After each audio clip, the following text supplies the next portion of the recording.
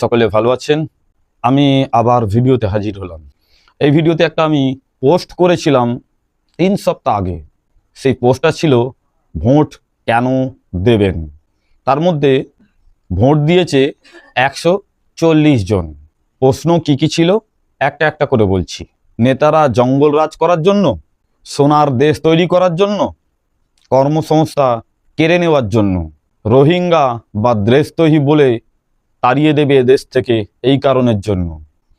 এই ভোটে 140 জনের মধ্যে ভোট দিয়েছে, সংখ্যা স্ক্রিনে দেখাবো।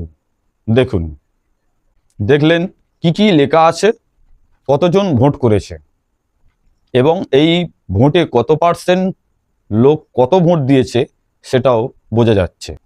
আমার ভাবতে অবাক লাগে যে এই সোনার ভারতে, ঐতিহ্যর ভারতে, সম্প্রীতির ভারতে এমনও লোক আছে, আমি অবাক হয়ে যাই।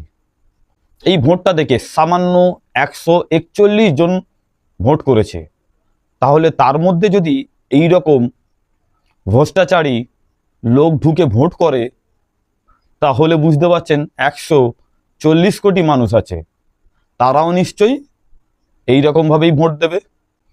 কিছু সংখ্যক মানুষ আছে যারা শুধু সন্ত্রাস চায়, যারা শুধু মারপিট দাঙ্গা ছাড়া কিছু বোঝে না। ধর্মের নামে উস্কানি, ধর্মের নামে রাজনীতি।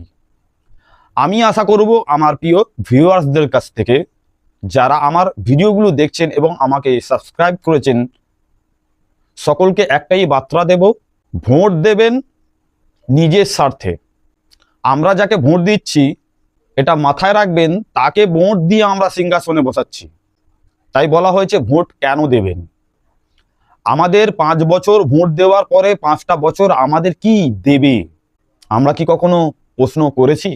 না, করিনি। বরঞ্চ আমার এই প্রায় 32 বছর পার হয়ে প্লাস হয়ে গেল 33-এর কাছাকাছি, আমি কিন্তু দীর্ঘ 15 বছরে যা দেখেছি আমি আগের জীবনে এটা কোনোদিনই দেখিনি। সেটা সম্প্রীতি ছিল, সেটা শান্তি ছিল, সেখানে অনেক অফুরন্ত শান্তি ছিল। হ্যাঁ, একটা জিনিস ছিল না, তখন পকেটে টাকা ছিল না।